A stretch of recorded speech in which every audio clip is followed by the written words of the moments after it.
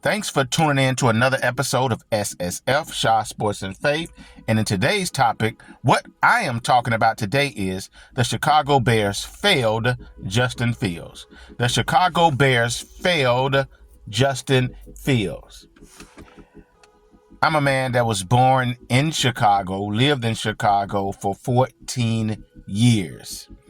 I got a chance to see the Chicago Bulls. I was old enough to experience that and, see the Chicago Bulls winning championships and seeing Chicago go crazy after they win the championships as far as fans, kind of tearing the city up a little bit. I also got a chance to finally see the Cubs win the World Series. And I believe this was in 2016. I was, my granddaddy had passed. He was a big Cubs fan. It would have been great to see him see that. So basically, you can see where I'm going, that I cheer for everything Chicago, because I was born there. My roots are tied to Chicago. In 85, when the Chicago Bears won the Super Bowl with that elite defense, good running game, okay passing game, I was born, but I wasn't old enough to just really experience that. I didn't even know they had won anything. I remember the Super Bowl shuffle because my mama would dance to it, but I didn't know really about the Bears then. Once I was old enough to start watching the Bears, they was known for good defense and having a solid running game, but they wasn't known for competing for championships or Super Bowl. When Lovie Smith got there, they went to the Super Bowl in 2006 with Rex Grossman at the quarterback, and Rex Grossman was an up and down quarterback. He may have 2 games where he played really well. You're like, man, we might got us a star. And then the next 3 games, he plays horrible. But the Chicago Bears, the 06 Bears, was able to, even with him, with Rex Grossman playing so bad, they was able to go all the way to the Super Bowl, despite losing the Super Bowl with an elite defense and a pretty good running game. The Chicago Bears has never been known for having an elite offense or a really great quarterback. I thought our best chance at getting a solid quarterback was when we picked up, what is that guy name? When we picked up Jay Cutler. I'm like, okay, man, we finally got us a team with quarterback. We got Jay Cutler, who had all of the talent that you want as a quarterback. Big arm, strong arm, can make any throw on the field. But the thing with Jay Cutler is you just didn't feel like he really cared about the game like that. So we didn't get the best out of Jay. Even though we had Brandon Marshall at wide receiver, talented Alshon Jeffrey, we really had, we had a team. After that, the Bears would make the playoffs here and there and struggle. We ended up firing Lovie Smith. Had a 10-6 season, a pretty solid season. And 2017, we had the second pick in the NFL draft. In that draft, you had Deshaun Watson. I remember playing quarterback for Clemson, who shocked everybody by beating Alabama in the national championship with his outstanding quarterback play. I'm like, man, he going up in the draft, and we got a chance to get him. We need to get Deshaun Watson. Also, there was a guy that many didn't know about, but I guess the Chiefs knew about, and that was Patrick Mahomes, who I believe is the greatest quarterback ever. So we had a chance to get those 2 guys with the number 2 pick in 2017. And what did the Bears do? They draft Mitchell Trubisky. I'm like, who is this kid here? And they're like, we got a diamond in the rough, baby. I'm like, whoa, no, you don't. Get Deshaun Watson. All the Bears fans were upset. And Mitch had an okay season and got us, helped lead us or helped get us into the playoffs. And then we ended up losing and fell back out of the world, you know what I'm saying? Well, but in 2021, we drafted. Well, we in the draft again. Had the 11th pick in the draft. And being a Bears fan, you like, man, they draft Mitch. The Bears just get rid of the Bears make horrible decisions. Justin Fields is the obvious pick. Man, we need him. Are we going to get him? He got a chance to be the best quarterback in Bears history. He got a chance to be one of the best quarterbacks in the game. He got coming off of having a really good season in 2019, where he completed 67% of his passes, threw for 3,273 passing yards, 43 touchdowns, 3 interceptions, 181 passer rating, ran for another 480 yards with 10 touchdowns. He was third in Heisman voting. I said, man, he had a great season. 2020, in a short season with COVID, he still threw for 2,100 yards, 22 touchdowns, 6 interceptions, giving you 380 yards on the ground with 10 touchdowns, 5 rushing TDs. I'm like, we need to draft. That guy can make any throw on the field, big arm, man, run a 4.4, good speed, some type similar to Lamar Jackson. We need to draft this kid. But I was scared. And we drafted him. I'm like, man, that's what I'm saying. That was great. We drafted Justin Fields. That's what I'm talking about, baby. And we drafted Justin Fields, but we didn't have a good offensive line at all. Offensive line sucked. I mean, pure D sucked. We had Darnell Mooney, who was an okay, solid receiver, but we didn't have any other receivers to go along with him. And not even great tight ends. So you had a horrible offensive line, okay receivers, okay running game, defense, not really all of that great. And also a coaching staff who didn't put Justin Fields in the best position to win.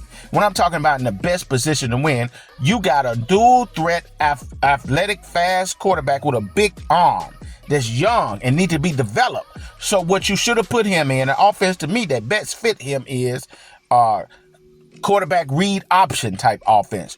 Short passes, quick passes, get a good tight end where he can throw that ball to. Screen passes. Having where he can option and run out there. Put him in that type of offense. No, they ain't put him in that type of offense. They just made him basically this average quarterback, step back, read the defense, make a pass. When you had a horrible, when you know he didn't have a good offensive lineman, when you know he didn't really have talent on offense. So to me, they put him in a position to fail. The GM and the coach at the time, Matt Nagy. And the Bears was 6-11 in his first, in Justin Fields' rookie year. They scored 18 points, which was 27 in the league out of 32 teams. And they gave up 23 points a game. And they gave up 23 points a game again, which was 22 out of 32 teams. So you see, the offense sucked and their defense wasn't good. And the offensive line sucked. And so they just didn't have the talent around them. You say, okay, that was his first year. Justin didn't play well. He's a rookie. Well, the next year, the Bears went 7-10. The Bears averaged 21 points. Well, no, they're not 7-10. I'm sorry, I got that wrong. In 2022, the Bears went 3-14. They had a 3-14 record. They averaged 19 points a game, which was 23 out of 32 teams. That was 23 in the league. They were last in defense. They gave up 27 points. They was last in defense. Again, they didn't really have talent. They didn't have no talent around him. Darnell Mooney didn't get 1,000 yards. The best receiver that year got 643 yards. That might have been Darnell Mooney. I don't know who, but they didn't have good enough talent around him as far as receivers. You had a solid running game. And the offensive line sucked. Defense sucked. So Justin Fields would hike the ball. Soon as he hiked the ball, he got to run for his life because you got the defensive line on his tail. You got the linebackers on his tail waiting on him to hit him. But this guy was he got really good speed. He's elusive. He led his team in rushing, giving his team 1,143 yards on the ground, while also giving you 8 touchdowns rushing the ball, giving you 76 yards per game, almost 11 yards on average run. All because he had to run for his life. It wasn't because they designed plays or had a QB option or put in a system that best fit his skill set. No, like Baltimore Ravens does with Lamar Jackson. No, not because of that, because this man had to run for his life. Even with having to run for his life, even with not having talent around him and the defense not being able to back him up, which put all the pressure on the offense to really do well when the guy don't have the talent in the coaching staff to put him in the best position to succeed. Justin threw for 2,242 yards passing, 17 touchdowns, 11 interceptions, and he was giving you 149 yards per game. Not good numbers, but solid numbers for a guy that's dealing with all of that on that team. The Bears were sorry, and they was failing Justin Fields. You see where I'm going. In 2023, the Bears finally, they got them a new GM with Ryan Poles. They finally got rid of that Matt Nagy, who sucked as a coach with the Bears, and got Matt Eberflus.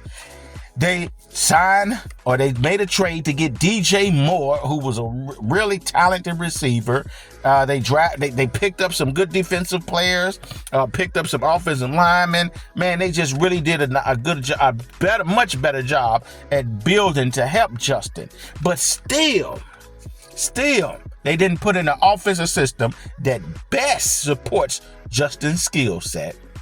They still lacked a little talent on offense, but they was getting a little better. Their defense improved, and Justin played better. Even while still not having everything he needs to be successful. Justin, that season in 2023, last season, he completed 61% of his passes. He threw for 2,500 yards, 16 touchdowns, 9 interceptions. He's getting better. You see him getting better. He's threw for 197 yards per game, almost 200 yards per game on an 86% passer rating. He rushed again for 657 yards, 4 touchdowns, giving you 50 yards per game. Man, and DJ Moore gave you 1,300 yards receiving. You got another 700 yards from the tight end, Cole Kmet. So the team was getting better. The talent is getting better. The defense improved, but still the offensive line still needed much more improvement, and the coaching staff needed to put in an offense that best complements Justin talent. That's what a coach does. And especially when you got a quarterback and a young quarterback that he's trying to mold into being great, you got to step into, or you have to coach into, put in systems that best supports his skill set, his talent, similar to how you would do a Lamar Jackson. And so I'm like, man, okay, the Bears almost made the playoffs. They were 7-10. Almost making the playoffs. They offense still around the same, 21 points per game. Improved a little bit, 18th in the league. They gave up 22 points per game, which was better than being last the year before, which was 20th in the league. And they're starting to get better. They were starting to play better at the end of the season. So everybody after that, they got the number 1 pick. And everybody like, we need to get Caleb Williams. The Bears need to get Caleb Williams. Caleb Williams is the next Patrick Mahomes. It's hard. Usually you don't find a Patrick Mahomes that fast. But I don't know. Caleb Williams looked real good in college. But there's a lot of quarterbacks, a lot of players that look great in college. Justin has the talent to be great, but you have to put the talent around him to be great. You have to have the coaching staff around him, the GM, everybody. You got to put the right talent around him. You got to have the right coaching staff to best fit his skill set and other players' skill set. And you have to have the talent around him, along with offensive linemen, to protect the man. Well, this year, going into this season, the Bears did that, man, or doing that. So the Bears, you already got DJ Moore, who had 1,300 yards receiving. Cole Kmet had 700 yards with 6 touchdowns. He's getting better.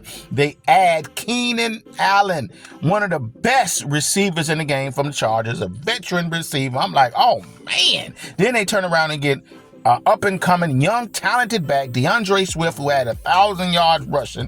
You put him with Justin. I'm like, oh, my gosh, are you getting this talent? They even got some more players. Then you got that number 9 pick and that first pick. I'm like, man, if you use those picks right, you could really build a team, and the Bears could make the playoffs and could be competitive in the playoffs.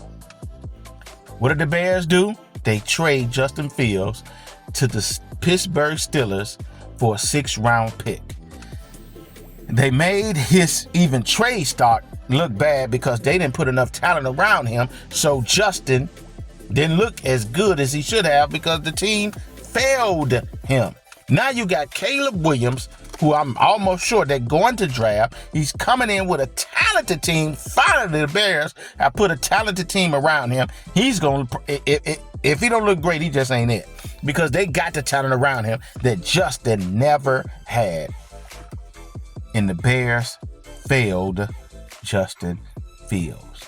Those are my reasons why I said the Bears failed Justin Fields. He's going over to the Pittsburgh Steelers, have to compete. We'll have to learn at least a year on Russell Wilson.